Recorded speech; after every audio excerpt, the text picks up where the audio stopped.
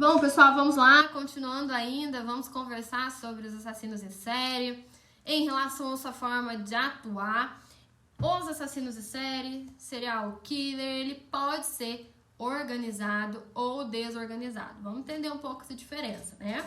Pessoal, os organizados, eles são mais astutos, eles preparam o crime de forma minuciosa e buscam não deixar pista nenhuma para identificá-lo, né? Já os desorganizados, eles agem de forma mais impulsiva, de forma menos calculista. Então, eles atuam sem se preocupar com eventuais erros que porventura possam cometer, tá? Uma vez capturados, né, os assassinos em série, eles podem confessar seus crimes, às vezes, inclusive, atribuindo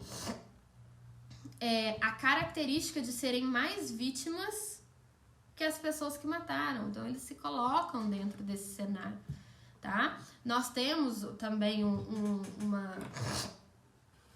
uma doutrina, né, doutrina, tá indo para vocês até no material complementar, que aponta uma classificação de serial killers que a gente teria, por exemplo, o visionário. O visionário é aquele que é doente mental, psicótico, que ouve vozes, que impulsiona essa pessoa a matar. Temos também o missionary, que é movido por sentimentos internos, movimentos moralistas. Eles atacam, via de regra, grupos específicos de vítimas que contrariam ali os seus princípios.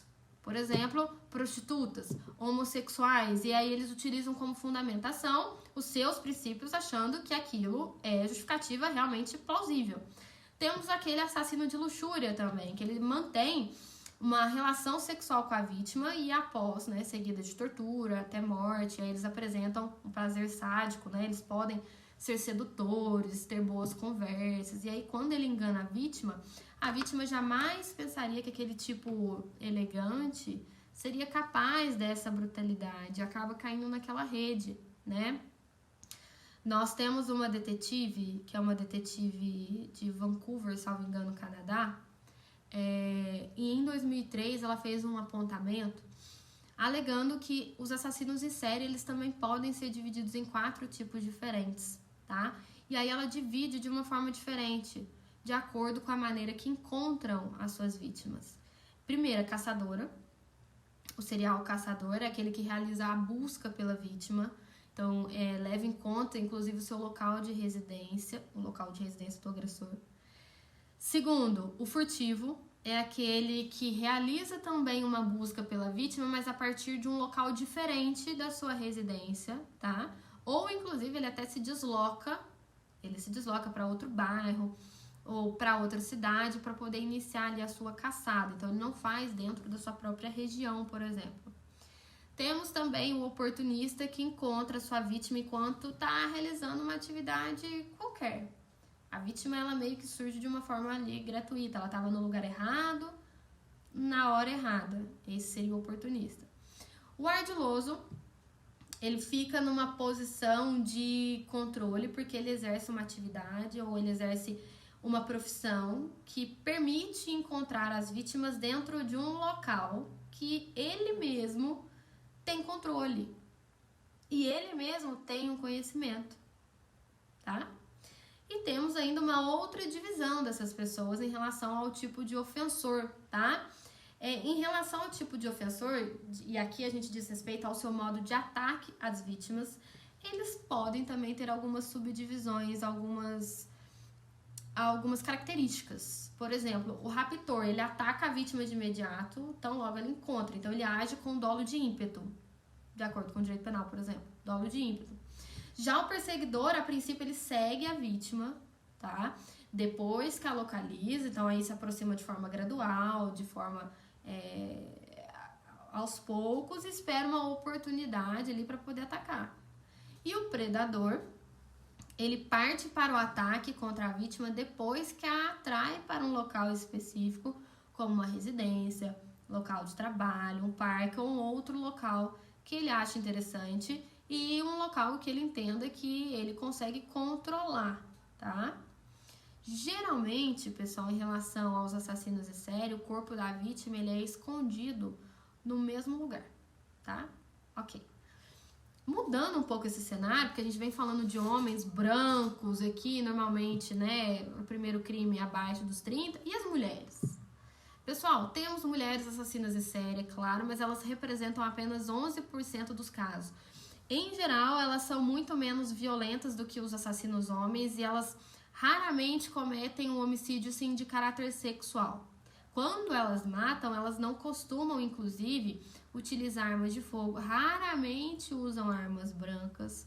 Os métodos preferidos dessas assassinas em série são métodos mais discretos, métodos mais sensíveis, como, por exemplo, os venenos, o uso de veneno, né? Normalmente, as assassinas, elas planejam o crime de forma muito cuidadosa, elas são organizadas e de maneira muito sutil, né? E apresenta-se para a polícia, para o Estado, como um verdadeiro quebra-cabeça a ser decifrado. Então, essa singularidade faz com que possa se passar muito tempo antes da polícia conseguir identificar essas mulheres, né? Localizar essas mulheres e prender essas assassinas em série. Então, é bem interessante também a gente pontuar isso hoje. Além disso, pessoal, mencionei aqui com vocês, né, acho que no bloco anterior, sobre assassinos em massa. Qual que é a diferença dos assassinos em série, serial killers, e assassinos em massa, mass murderer? Quando se estuda os assassinos em série, pessoal, percebe-se que existe um lapso temporal, um intervalo perceptível entre um crime e outro crime. Podem ser dias, como a gente falou, podem ser meses, podem ser inclusive anos, né? De modo que a investigação policial ela passa a ter uma grande dificuldade em conseguir clarear a autoria e desvendar aquele ou aqueles ilícitos. Já os assassinos em massa são ou é aquele sujeito que pratica o crime de forma escancarada e ele mata inúmeras vítimas em segundos, normalmente em um único ato, tá? Ou em horas. E normalmente quase sempre se suicida na sequência. Então, nesse sentido, o matador em massa procura fazer o maior número possível de vítimas em um único evento, num único instante. Este é o assassino em massa. Geralmente, eles querem, inclusive, notoriedade pós-mortem. Eles querem ser conhecidos após o seu suicídio. Então, com o suicídio, né, perpetrado, ele quer ser conhecido pelos homicídios que efetivou antes. Tá? E aí a gente consegue entender que existe uma correlação entre o genocida e o assassino em massa. Inclusive, né, um cientista importante também lá nos Estados Unidos, está indo no material de apoio para vocês, ele informa que nos Estados Unidos 80% dos assassinos em massa, eles se suicidam no local do delito, no local da tragédia. E os que não se matam, eles se rendem de forma muito tranquila, de forma dócil para a polícia, eles não oferecem resistência, porque eles querem ser conhecidos por aquilo. A maior parte daqueles que cometem homicídios em massa, eles se situam em 3 categorias diferentes. Assassino de famílias, doentes mentais, e temos uma categoria que é meio estranha, mas existe essa categoria na doutrina, que seriam os trabalhadores contrariados. Essa categoria, gente, de trabalhadores contrariados é uma nomenclatura que por vezes é equivocada, por vezes ela é criticada. Por quê? Porque a maioria dos que cometem assassinos em massa, eles são, primeiro, né, ex-trabalhadores, desempregados que posteriormente voltam, né, retornam ao antigo local de trabalho para poder matar os seus colegas. Normalmente ele está ali movido por um sentimento de vingança, um sentimento de ódio extremo, né, ou outro impulso que desencadeou isso. Então, essa definição ela é obviamente lacunosa, porque ela não vai abranger outros massacres, por exemplo, os massacres que são cometidos por estudantes, como o massacre que ocorreu no Instituto Columbine, em que jovens transtornados, eles foram acometidos por um furor assassino, eles adentraram na escola, mataram vários estudantes, vários professores, sem nenhuma distinção, não tinha aqui um perfil, tá? Sem distinção. E depois eles se suicidaram, né? Então, temos, inclusive, doutrinadores que afirmam que assassinos em massa, um estudo de 2011, assassinos em massa, geralmente, eles atuam sozinhos. Normalmente, eles têm muita raiva, muita mágoa, que se agitam dentro de si e se explode em uma selvageria que normalmente é solitária, tá? Mas esta característica não é verdadeira para os assassinos em série. Nos assassinos em série, nós temos, inclusive, grupos de homicidas nesse mundo, né? E eles podem, inclusive, ser tão mortíferos quanto assassinos que atuam sozinhos, né? Às vezes, esses grupos, ou até mesmo pequenos grupos, eles são, por exemplo, inclusive, namorados, parentes, de vez em quando, marido, mulher. Então, em geral, né, nessa situação tem um parceiro que é dominante, né, que tem ali a autoria intelectual mais evidente, né? Embora deixados à própria sorte, ambos são assassinos por seus próprios méritos, ainda que um seja o autor intelectual de forma majoritária naquela relação. Já o matador por impulso ou por acaso, o spree killer, são diferentes também do serial killer. Por que dos assassinos de série? Porque esses matadores por impulso ou por acaso, eles são assassinos que matam em lugares diversos num lapso temporal curtíssimo. Segundo a definição pessoal do FBI, essas pessoas, elas são homicidas que assassinam em 2 ou mais locais diferentes, com um intervalo mínimo de tempo entre esses crimes, tá? É como se fosse um único acontecimento, cujo desenvolvimento e ou execução pode se prorrogar por um período curto de tempo. É um evento que se prorroga, tá? Fala-se também em um assassino que se chama assassino relâmpago e tem uma certa semelhança com o assassino em massa, e vale a pena a gente mencionar também nesse bloco. O assassino relâmpago, ele é um indivíduo que ele se tornou profundamente alienado, profundamente amargurado, ele não se sente mais ligado à sociedade em que vive. Então, ele não se sente parte da sociedade. Seu viver, gente, o viver para ele é um nada. Representa um nada. Ele não sabe o que ele está fazendo aqui. E aí, com isso, ele tem uma fúria explosiva e é o meio que ele encontra para dar fim à sua própria existência. 2 motivos desencadeiam essa ação homicida, 2 motivos principais. A vingança contra o mundo e o desejo de ser reconhecido como alguém especial, ainda que no aspecto da violência. Em 2013, gente, um pesquisador também, né, informou o seguinte, que a diferença determinante entre o assassino relâmpago e o assassino em massa, que são bem parecidos, né?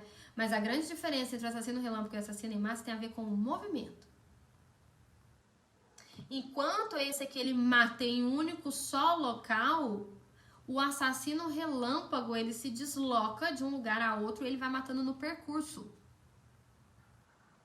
Então, nesse sentido, o assassino relâmpago ele poderia ser bem melhor descrito, talvez, como um assassino em massa itinerante do que um assassino relâmpago, né? Porque ele vai matando no percurso, ok?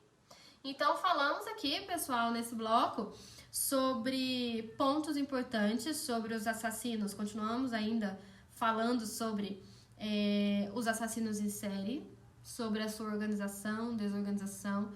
Trouxe para vocês outros aspectos, né? Diferenças, por exemplo, para o assassino em massa, o assassino relâmpago, o assassino por ímpeto, né? Ou o assassino por acaso, que são, pelos pesquisadores, pela criminologia e pela psiquiatria forense, pessoas diferentes com finalidades diferentes quando daquele cometimento do ato delituoso, do crime, do modus operandi, né? Lembrando que quando a gente fala dos assassinos em série, muitas das vezes, né, a sua grande maioria das vezes, nós teremos um modus operandi específico, nós teremos uma marca de assinatura, como se fosse um carimbo, né, que diz respeito àquele assassino. Entende-se que muitas das vezes isso é para ajudar em uma tensão sexual que ele tem dentro dele mesmo, de acordo com, né, os estudos que vieram em relação a esse assunto. Então, que por muitas das vezes essa assinatura proveniente dos assassinos em série pode até inclusive ensejar na sua captura. Porém, eles não deixam de realizar isso. É como se aquela conduta delitiva não tivesse sido 100% efetivada. E aquilo frustra a conduta criminal daquele assassino em série. Ele precisa daquilo para se satisfazer. É um prazer pessoal. Então, ele faz essa assinatura, e que muitas das vezes a assinatura pode se dar de formas diferentes, inclusive no próprio corpo da vítima. Introdução, por exemplo, de algum tipo de objeto. Todas as vítimas seguem o mesmo padrão. É uma forma de assinatura. E a gente viu essa diferença também do modus operandi para o que se trata de assinatura propriamente dita. Então, pessoal, acho que deu pra gente, né, tratar bastante sobre temas interessantes aí sobre a psiquiatria forense nesses nossos últimos encontros. Longe de mim, né, tratar aqui sobre assuntos mais profundos que demandam um conhecimento especializado de um perito criminal, de estudos de vários anos. Trouxe para vocês aqui coisas de 2001, coisas de 2003, coisas de 1984, que ainda estão em conforme, de acordo com a moderna criminologia. Minha função aqui é trazer um olhar da criminologia, do estudo do direito, que é a nossa função, né, para quem está assistindo e que seja desta área, para que nós possamos entender a diferença de perfis, a diferença de modus operandi, a diferença de condutas e de especificidade em relação àquele determinado autor do delito. Isto é importante, né, tanto dentro da nossa profissão, quanto dentro da criminologia, e quanto também do próprio assunto criminal profiling, que muitas das vezes a gente gosta desse assunto, né? Eu sei que muitos de vocês optaram talvez até por realizar esse curso de extensão, por gostar desse assunto. Temos muitas séries sobre isso, muitos livros sobre isso que são realizados para pessoas leigas realizarem a leitura, por exemplo. A gente sabe disso, né? A própria Ilana Kazoy, ela tem vários livros nesse sentido, de assassinos em série. Ela já deu várias entrevistas sobre o assunto. São livros que pessoas, ainda que leigas, adquirem e fazem essa leitura. Então, se você é essa pessoa que está aqui por interessar, né, por ter interesse em criminal profiling e assuntos de assassinos em série, psiquiatria forense, veio ao lugar certo para ter esse aparato geral, né, da psiquiatria e da psicologia forense. Falamos aí também um pouco de psicopatas, né, e trazer essa diferenciação para entender um pouco melhor as histórias que chegam até nós pelas redes sociais, pelos livros, pelas séries e assim sucessivamente, né? E aí, já como profissão, sou advogada criminalista, me faz uma grande diferença ter esse tipo de conhecimento. E a você que também está nessa, como eu, né, nesta profissão, é interessante também saber esses pontos principais da psiquiatria forense, estudos que foram produzidos ao longo dos anos e que chegaram para nós para nos ajudar na nossa própria profissão. Certo? Pessoal, grande satisfação estar com vocês. No nosso próximo bloco e último bloco, falaremos sobre sexologia forense, alguns tipos de transtornos sexuais e parafilias. Então, aguardo vocês lá. Até já. Tchau, tchau.